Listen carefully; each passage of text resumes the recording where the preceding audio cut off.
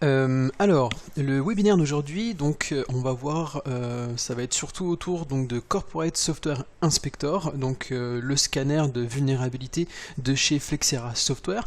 Moi je me présente, je suis Michael Pereira, donc consultant IT chez CNR Informatique.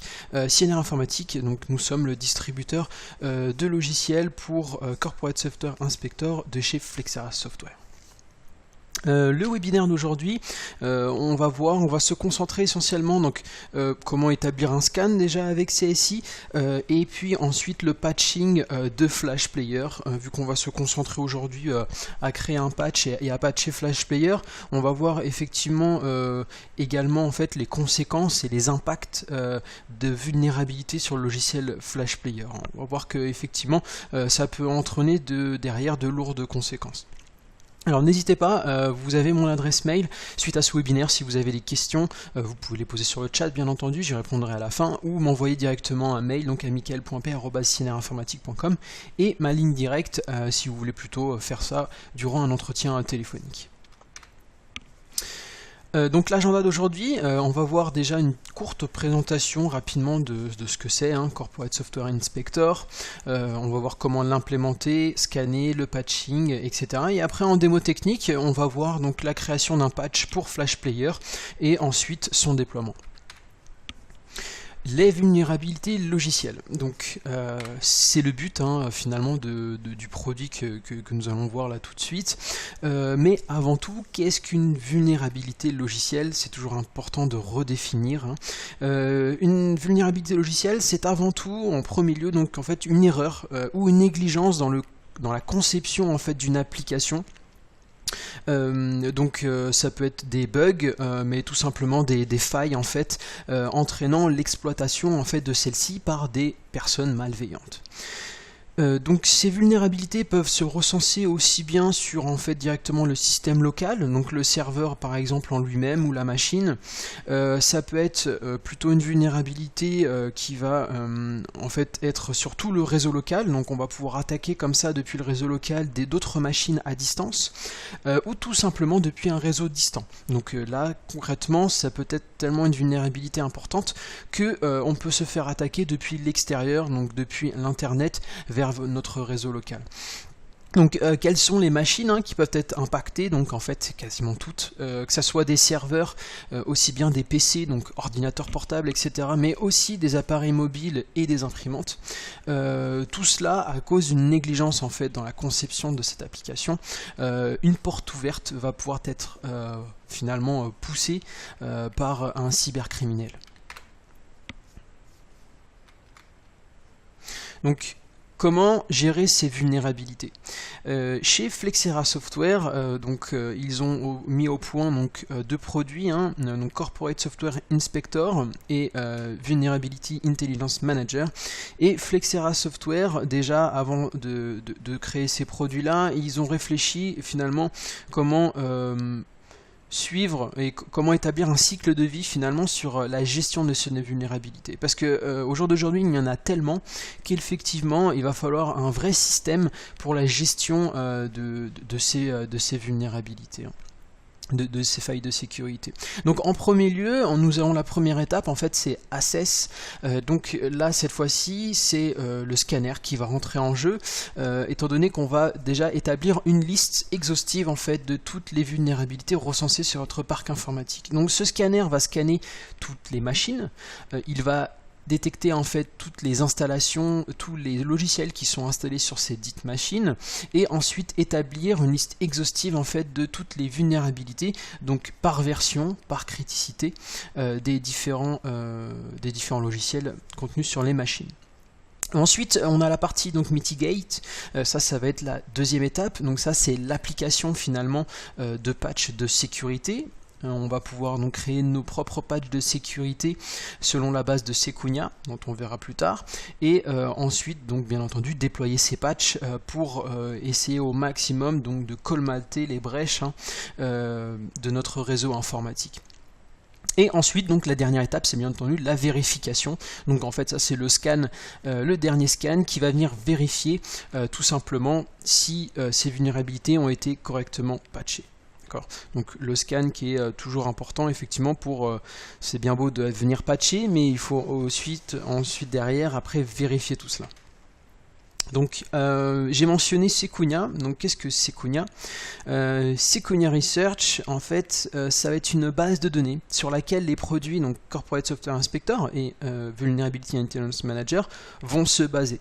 Donc Sequoia Research, c'est en fait une équipe d'experts en sécurité qui va venir détecter, recenser toutes les vulnérabilités connues, aussi bien publiques, donc les vulnérabilités des publics vont être par exemple tout ce qui est bulletin CVE. Donc ces bulletins CVE sont des bulletins publics qui vont mentionner en fait une vulnérabilité recensée dans un produit, dans un logiciel. Dans ce bulletin CVE, on va voir effectivement par exemple la version qui est impactée par cette vulnérabilité, donc la version du produit, et également les impacts que pourrait créer en fait cette brèche, cette faille de sécurité, donc l'impact sur le business. On va voir effectivement après les impacts par exemple de vulnérabilité contenue sur le logiciel Flash Player. Donc Sequoia Research, donc je répète, c'est une équipe de chercheurs en informatique qui est honnêtement en fait vous qui travaillez certainement peut-être dans la sécurité informatique, vous avez peut-être déjà entendu ce nom. Donc c'est une base de données en fait recensant des vulnérabilités, donc une base privée qui est propriétaire du coup de Flexera Software, qui est la plus renommée sur Internet. C'est-à-dire que par exemple, il va même avoir des hackers qui vont essayer d'accéder en fait au bulletin de sécurité de Sequoia, tellement qu'ils vont recenser en fait des informations très critiques et importantes sur les failles. Donc les solutions, donc aujourd'hui on va se concentrer essentiellement sur Corporate Software Inspector, donc qui va être une solution voilà, de gestion intelligente pour les correctifs de sécurité dans l'enceinte de votre entreprise. Ce Corporate Software Inspector en fait va disposer donc également d'un scanner en plus d'un système de patching. Ce scanner là va scanner en fait toutes les machines Windows, donc aussi bien Windows Server que post client, donc Windows 7 par exemple ou Windows 10. À la différence de Vulnerability Manager, où Vulnerability Manager il ne va pas scanner, mais c'est tout simplement en fait un logiciel, donc plutôt même une interface sur laquelle vous allez pouvoir vous connecter en fait directement si vous voulez sur la base de données de Sequoia Research. Étant donné que la base de données de Sequoia Research ne dispose pas uniquement de failles de vulnérabilité de produits contenus sur Windows, mais également par exemple des vulnérabilités recensées sur un firmware d'un équipement réseau. Donc par exemple un firmware sur un équipement réseau de type Cisco, par exemple un routeur Cisco. Et vous avez enfin le dernier logiciel donc, qui est gratuit, donc je peux vous inviter à venir le télécharger et l'installer sur votre poste, qui est Personal Software Inspector. Donc c'est un logiciel gratuit qui va venir recenser en fait les vulnérabilités, donc scanner en fait votre poste. Donc c'est complètement autonome et indépendant, il va venir scanner votre poste, donc vous pourrez avoir déjà un premier aperçu de la puissance finalement de scan des outils de Flexera Software. Première étape, donc pour ça c'est pour l'implémentation de Corporate Software Inspector. Comment il va fonctionner? Donc Corporate Software Inspector c'est avant tout en fait une console, une interface web cloud, qui est hébergée directement chez Flexera Software. Dans un premier temps, donc vous allez installer en fait le plugin CSI, donc Corporate Software Inspector. Vous allez l'installer par exemple sur un Windows Server et le raccorder ensuite par exemple à votre environnement de Windows Server, donc Service Update Server, donc appelé WSUS, WSUS ou SCCM si vous avez une console SCCM. Cette intégration à SCCM par exemple ou à WSUS va vous permettre donc tout simplement d'utiliser après le patching et le déploiement des patchs de sécurité de CSI. Donc le plugin CSI va être avant tout en fait un scan Network Appliance, donc c'est l'agent Network Appliance. Vous n'êtes pas obligé bien entendu d'installer en fait un agent systématiquement sur chacun des postes.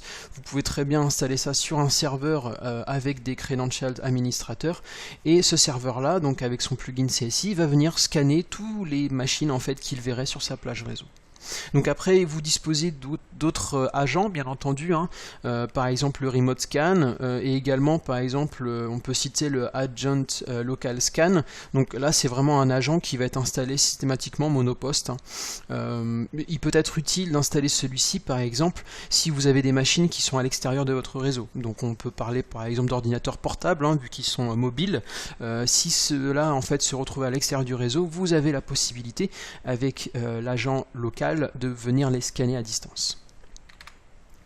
Donc la partie scanning, hein, de toute façon on va voir en démonstration, voilà, ça peut assurer un scan à distance. Vous allez pouvoir gérer en fait votre scan par groupe, donc vous allez pouvoir créer vos propres groupes personnalisés, par exemple un premier groupe recensant toutes les machines de PC clients et ensuite un autre groupe recensant les machines plutôt serveurs. Et l'agent donc va être déployé, par exemple, vous avez une réelle intégration avec votre console SCCM, où vous allez pouvoir par exemple piloter le patching directement depuis votre console SCCM. Résultats et reporting, donc bien entendu ensuite vous allez avoir en fait un listage comme ça, une liste par criticité, par produit, des différentes vulnérabilités qui ont été détectées donc par votre outil, par exemple Corporate Software Inspector, hein. Donc cette criticité, également je le répète, donc elle va être déterminée par l'équipe Sequoia Research Team. Donc ils font, ça va faire appel à leur propre bulletin de sécurité, hein.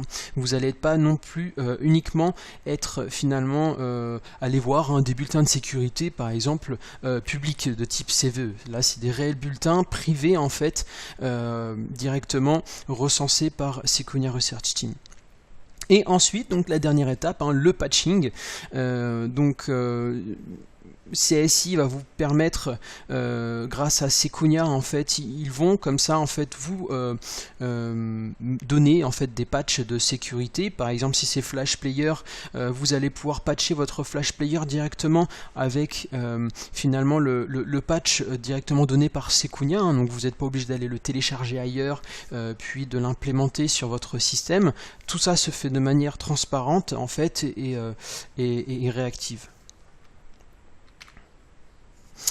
Alors maintenant, cette slide-là, on va voir effectivement, c'est des chiffres qui vont nous aider en fait à réfléchir sur le pourquoi du Flash Player et pourquoi en fait je parle aujourd'hui lors de ce webinaire essentiellement de Flash Player.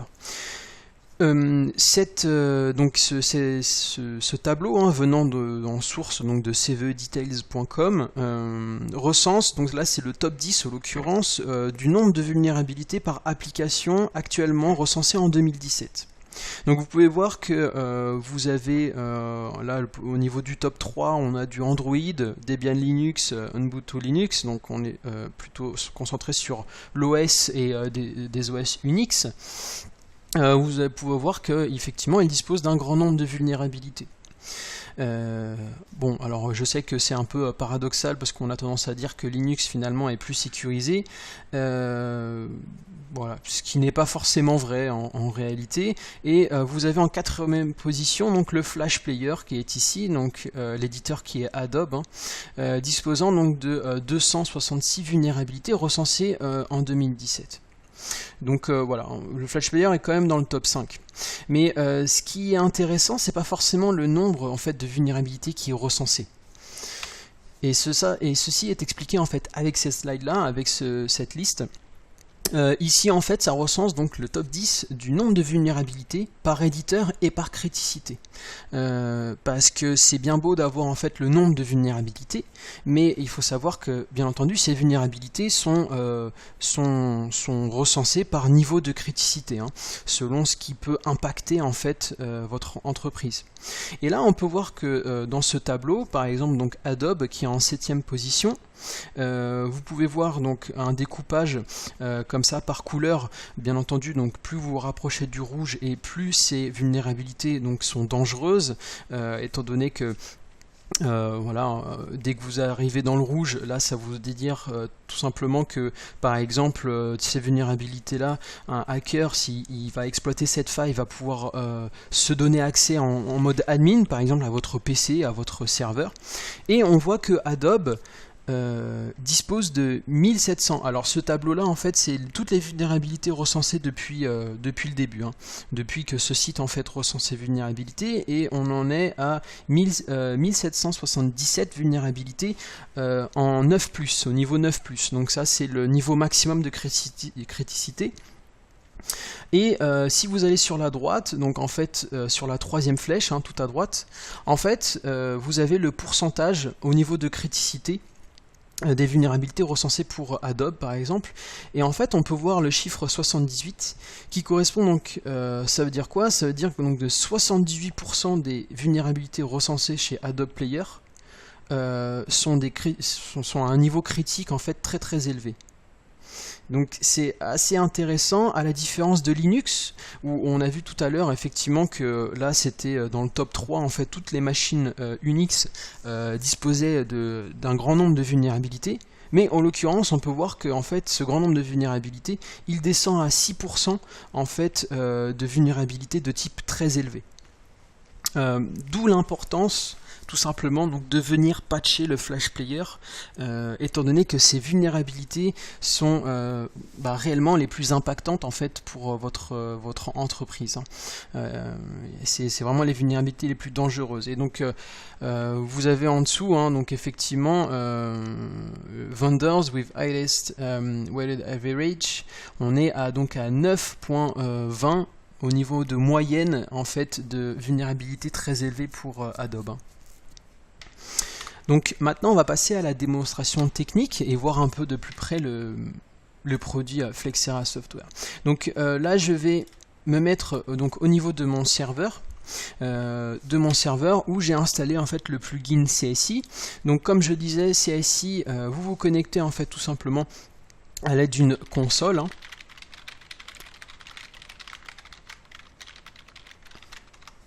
Donc c'est une console cloud depuis laquelle en fait vous allez piloter en fait tous vos scans de sécurité, le listing, le reporting et également le patching. Donc dans le premier menu d'accueil vous avez en fait tout simplement donc le dashboard, hein, vous recensant là les vulnérabilités. Là vous pouvez voir que mes machines actuellement que j'ai scannées, donc le score de vulnérabilité de 94%, donc ce qui n'est pas trop mal. Donc dans le menu de gauche sur la rubrique vous avez la première partie scanning. Ici vous pouvez établir un quick scan, c'est-à-dire le quick scan qui va vous permettre de cibler des machines directement, hein, donc selon l'adresse IP ou directement le nom d'hôte.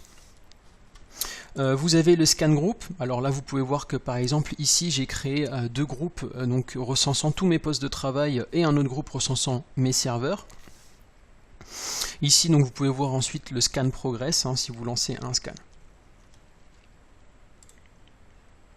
Dans ce menu là en fait, donc ça c'est si jamais j'avais raccordé par exemple mon plugin CSI à SCCM, donc en l'occurrence là de ce webinaire je ne l'ai pas raccordé à ma console SCCM, il est juste raccordé donc à un serveur WSUS.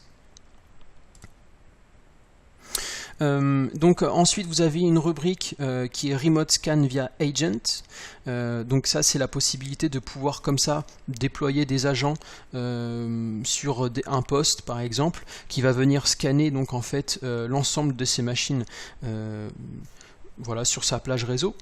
Vous avez aussi après le menu Scanning via Local Agent, où là en fait on va pouvoir voir en fait toutes mes machines disposant d'un scan d'un agent de scan local, hein. Donc je vais pouvoir par exemple faire un clic droit et directement cliquer sur Scan Now, donc il va lancer uniquement le scan de l'agent local. Vous avez aussi PSI for Windows, donc ça comme je l'ai mentionné dans mes slides, c'est le Personal Software Inspector, donc qui est gratuit, donc vous pouvez déjà le télécharger et l'installer, voir ce que donne le scan de vulnérabilité de chez Flexera Software, et c'est tout simplement pour la remontée d'informations. Donc si vous avez déjà des postes avec PSI, vous n'êtes pas obligé d'installer du coup un agent ou d'aller le scanner par exemple à distance, vous pouvez directement remonter les informations de votre Personal Software Inspector. Et ensuite nous avons les scan results, donc là c'est pour voir effectivement les scans qui ont été complétés, etc. Donc ensuite nous avons la rubrique Results, donc là bien entendu comme son nom l'indique c'est pour les résultats. Donc je peux aller dans mon groupe recensant en fait tous mes hôtes connus actuellement. Vous pouvez voir la colonne System Score, donc ça c'est le score qui est attribué à chacune de mes machines. Donc on peut voir que là en l'occurrence le plus faible on est à du 89% actuellement. Donc si j'édite, si je double-clique sur une des machines en l'occurrence, donc il va me donner en fait une petite fenêtre donc recensant le listage en fait tout simplement des vulnérabilités. Donc en scan results, si je le classe par state ici, donc on peut voir là par exemple en rouge donc insecure, donc vraisemblablement là c'est tous les logiciels qui sont installés sur mon poste actuellement qui sont insecure, donc non sécurisé, disposant de failles de sécurité. On a aussi une catégorie end of life, donc là en fait c'est tout simplement les logiciels qui sont arrivés à la fin, en fin de vie, hein, donc ils ne sont plus supportés, ils ne sont plus patchés tout simplement, donc ils sont probablement insecure eux aussi. Dans la colonne juste à côté SAID, ceci en fait est le bulletin de sécurité de Sequoia Research. Alors par exemple je peux prendre en l'occurrence ici j'ai un Foxit Reader, donc le premier qui est insecure. Si je clique donc sur SAID ici, donc je vais avoir le bulletin de sécurité de Sequoia Research. Il va en référence, il va me référencer les bulletins CVE, hein, donc ce sont les bulletins publics hein, de failles de sécurité. Vous avez les logiciels qui sont impactés ici, donc là en l'occurrence on parle de Foxit Reader la version 8. Vous avez la description directement de Sequoia Research, donc là en l'occurrence par exemple il me dit que cette version en faille de sécurité, il y a probablement en fait la possibilité que, par exemple, une personne malveillante exécuterait un code arbitraire, comme ça, en fait, depuis mon Foxit Reader. Donc si une personne malveillante, par exemple, arriverait à faire exécuter un code malveillant sur Foxit Reader, il pourrait très probablement, par exemple, prendre en main à distance mon poste. Donc ça c'est une élévation des privilèges hein, par exemple, ou d'autres choses. Donc après pour cela il suffirait d'aller voir les CVE en détail et voir ce que pourrait l'impact en fait que pourrait avoir cette vulnérabilité.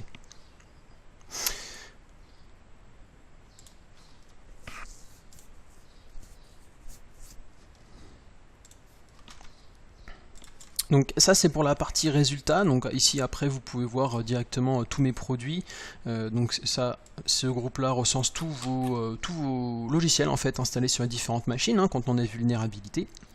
Vous avez ensuite la partie reporting, donc ça c'est le système de reporting et de notification. Vous pouvez générer en fait des reportings complets sur toutes les vulnérabilités qui sont actuellement scannées, par exemple par CSI sur votre réseau, en format PDF, pour ensuite comme ça avoir une traçabilité. Et surtout, quand on parlait du cycle de vie, hein, c'est tout simplement faire un premier reporting voilà, sur toutes mes vulnérabilités, on patch tout cela et faire un autre reporting derrière en format PDF pour comparer les deux PDF et voir effectivement que j'ai essentiellement patché toutes mes vulnérabilités. Et aussi un système de notification, donc aussi bien par mail ou SMS, selon les planifications de scan que vous avez réglées, si une nouvelle vulnérabilité est détectée, vous pouvez recevoir directement un mail ou un SMS vous mentionnant voilà, avec le bulletin de sécurité de Sequoia et vous aidant ensuite à le patcher. Donc ça c'était pour la partie un peu de comment fonctionne la console CSI, et maintenant, donc, parce que c'est le sujet de ce webinaire, je vais venir patcher par exemple un flash player non sécurisé, donc probablement d'une version antérieure qui est sur mon réseau. Donc là je suis dans la partie patching et donc j'ai cliqué sur Flexera Software Package System, donc ça c'est le système de packaging donc vous permettant de créer vos packages hein, pour ensuite les déployer. Actuellement ici j'ai la liste de tous les logiciels en fait qui dispose d'un patch automatique de la part de Sequoia, donc vous n'êtes pas obligé de le télécharger sur une source tierce, et vous aidant à venir patcher vos produits. Donc en l'occurrence, là c'est tous mes produits, donc vous pouvez voir du FileZilla, du Adobe, etc., du Apple.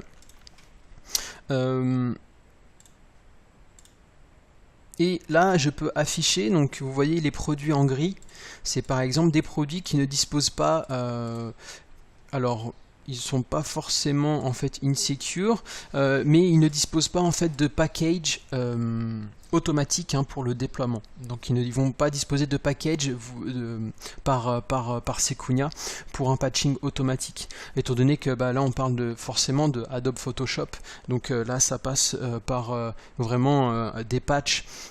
Ou soit la mise à jour directement de Photoshop, probablement par un package personnalisé. Donc je vais revenir à ma première vue.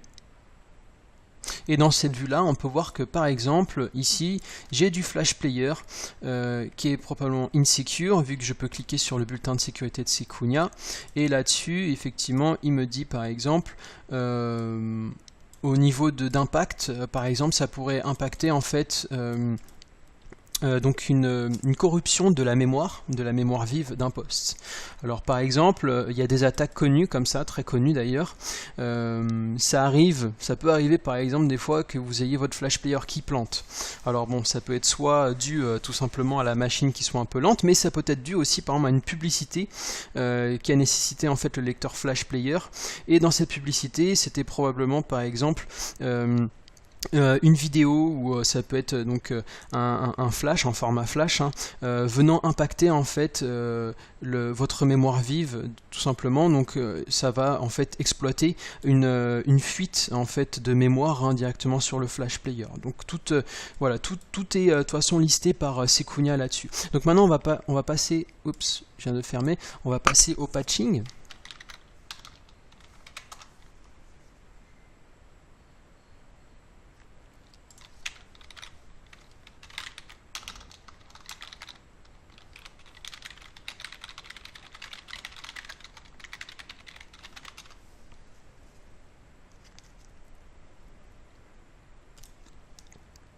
Alors je vais lancer déjà un premier patch. Donc pour le Flash Player, alors vous pouvez voir que là j'ai du Flash Player ActiveX entre parenthèses et là du NPAPI. Alors ça c'est pour Firefox, d'accord, et l'ActiveX c'est pour du Internet Explorer.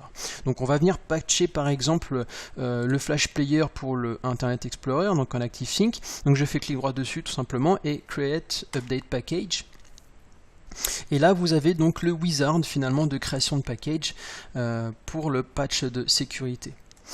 Donc vous pouvez ici directement taper le nom du package que vous voulez déployer. Vous pouvez importer votre propre package, mais là pour le coup c'est optionnel étant donné que Sequoia vous donne directement le patch de sécurité. Ici vous avez certains paramètres si vous voulez cocher en fait pour l'installation, pour la mise à jour. Donc par exemple cette coche ici vous permet de désactiver par la suite les mises à jour du Flash Player. Ici c'est pour créer une clean installation. Donc une clean installation ça va permettre, en fait ça va désinstaller le Flash Player et le réinstaller de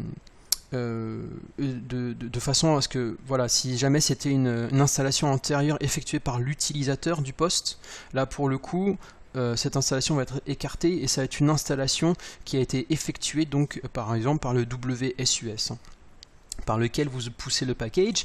On peut faire un force update, donc ça qui va permettre de killer tous les processus qui pourraient impacter cette mise à jour du Flash Player.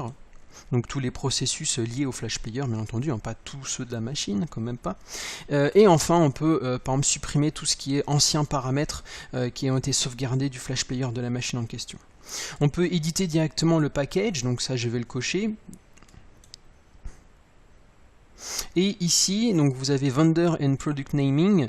Ceci vous permet tout simplement de changer le nom du package, de l'éditeur du package. Alors par exemple, quand vous allez déployer ça par WSUS ou quand vous allez voir dans votre liste de programmes installés sur le poste, l'éditeur ne sera plus Adobe, mais vous allez voir le nom de Sequoia, par exemple. Ce qui peut être utile tout simplement pour savoir en fait les logiciels qui ont été patchés finalement par Sequoia. Donc on passe à l'étape suivante. Vu que j'ai coché en fait éditer donc le package, je dispose en fait directement d'une fenêtre me permettant de changer directement le script, d'accord. Donc ça c'est le script d'installation. On peut voir ici les paramètres en fait que j'ai coché d'ailleurs. Donc actuellement ça c'est un script en Java, JavaScript, donc après je peux changer pour du visual ou même un script PowerShell, donc vous voyez que CSI prend tout en charge. Donc après si vous voulez personnaliser ce script, le modifier, effectivement libre à vous. Donc ici file to include, c'est en fait tout simplement le package qui va être téléchargé directement depuis Sequoia. Vous pouvez voir que le nom d'hôte ici du site c'est dl.sequoia.com, donc il va venir télécharger finalement cette mise à jour depuis leur site. Troisième étape, donc ici c'est les chemins qui ont été détectés pour l'installation finalement de Flash Player. Donc ici on peut voir différents chemins d'accès. Donc en l'occurrence, donc CSI va venir avec son package, va venir patcher directement aux différents patchs d'installation, enfin au niveau répertoire d'installation qu'il aurait détecté sur l'ensemble et les différentes machines. Donc vous pouvez choisir de créer le package pour les deux machines de type 32 bits et 64 bits. Possibilité de dire un redémarrage si nécessaire, etc. etc. Donc choisir la langue aussi, bien entendu. Donc en l'occurrence ici je vais prendre le français. Et Publish Option, en bas on peut voir en fait la possibilité de choisir en fait comment je veux déployer. Donc en l'occurrence moi ça sera du WSUS. Et enfin, donc dernière étape, je clique sur Publish et ici donc il va commencer la création de mon package.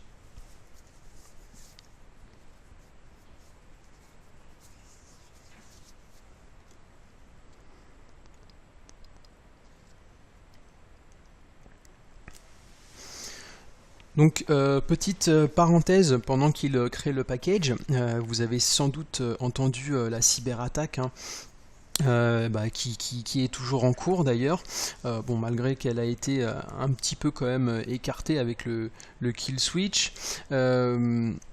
Alors par exemple avec Sequoia, ça déjà depuis mars, en fait Sequoia disposait déjà d'un bulletin de sécurité de leur part pour le patching de cette sécurité. Donc si vous êtes au courant, en fait c'est le protocole SMB-V1 contenu donc sur les machines Windows, disposant d'une faille de sécurité permettant en fait à un code malveillant à distance de pouvoir rentrer sur la machine tout simplement depuis le partage.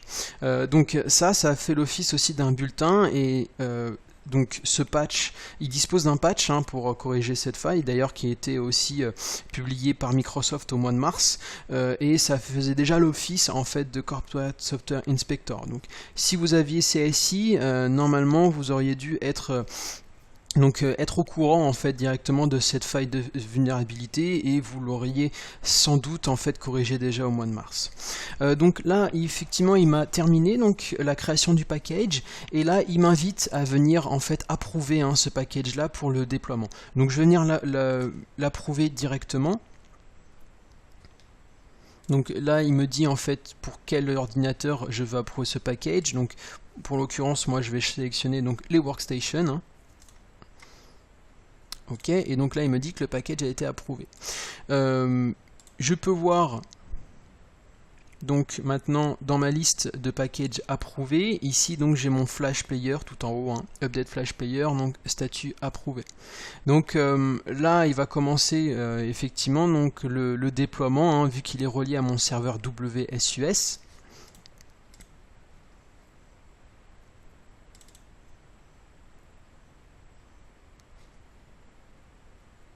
Donc mon serveur WSUS qui est ici, vous permettant bien entendu donc du coup la centralisation des mises à jour de sécurité pour toutes les machines Windows.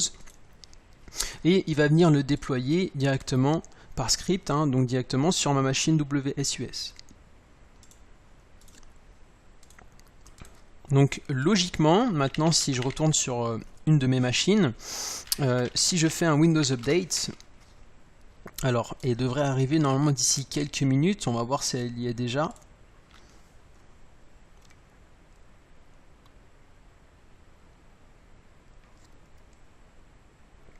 Et donc, comme vous l'avez compris, selon ce qui a été configuré par GPO sur votre réseau, concernant en fait l'installation automatique des mises à jour Windows, votre package en fait poussé par votre WSUS et poussé donc par CSI sera en fait dans votre liste disponible de mise à jour à télécharger de Windows Update. Donc là normalement d'ici quelques minutes on devrait avoir directement la possibilité depuis le Windows Update de télécharger donc le patch de sécurité de Flash Player pour procéder ensuite à son installation automatique. Alors n'hésitez pas, si vous avez des questions d'ailleurs en l'occurrence, n'hésitez pas à utiliser le chat.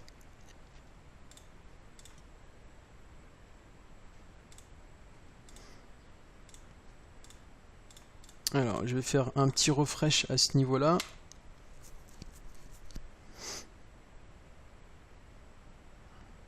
On va voir s'il m'a déjà détecté les machines nécessaires pour l'application de ce patch.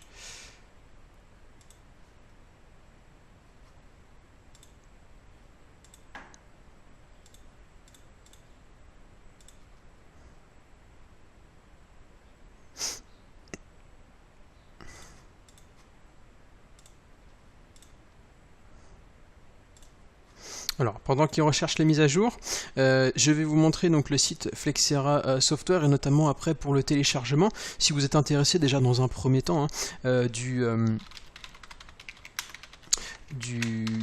PSI, donc le Personal Software Inspector.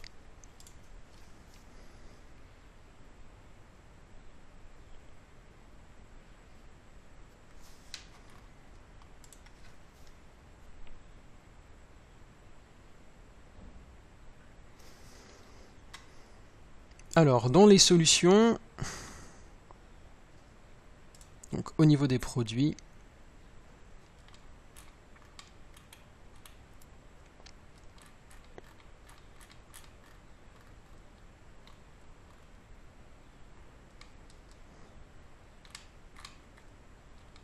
donc vous avez, je disais, le Personal Software Inspector.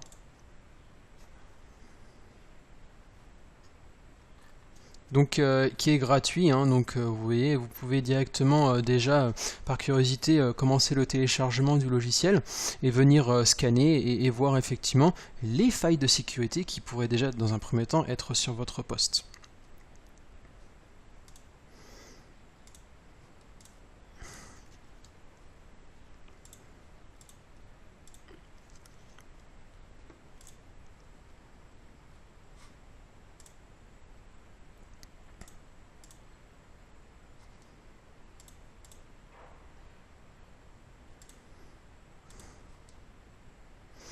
Alors bon, ça devrait prendre un peu plus de temps que ça en a l'air, mais bon, vous avez compris le principe. Du coup, en attendant que là le WSUS pousse la mise à jour du Flash Player, donc et ensuite qui est géré de façon après par vos GPO. N'hésitez pas, si vous avez des questions, de toute façon ce webinaire du coup touche à sa fin. Pour toute question de licensing, pareil, de toute manière, suite à ce webinaire, je vous enverrai notamment l'enregistrement de ce webinaire, si vous voulez le re-regarder, et je vous enverrai aussi des informations sur le licensing de CSI. N'hésitez pas, je vous enverrai aussi un lien par mail pour notre programme actuellement. Suite à la cyberattaque, si vous le souhaitez, si vous vous inscrivez, je vous recontacterai en fait pour installer un agent, un plugin CSI directement sur votre poste, et en 20 minutes, je pourrai en fait tout simplement scanner votre poste à distance et vous envoyer après en format PDF en fait toutes les vulnérabilités qui ont été détectées, d'accord, sur votre poste. Voilà, de toute façon je vous enverrai ça par mail, n'hésitez pas, et si vous encore vous avez des questions qui vous viendraient à l'esprit ou plus d'informations, n'hésitez pas à m'envoyer un mail à michael.p@cnrinformatique.com. Je vous remercie de votre participation et je vous souhaite une bonne journée.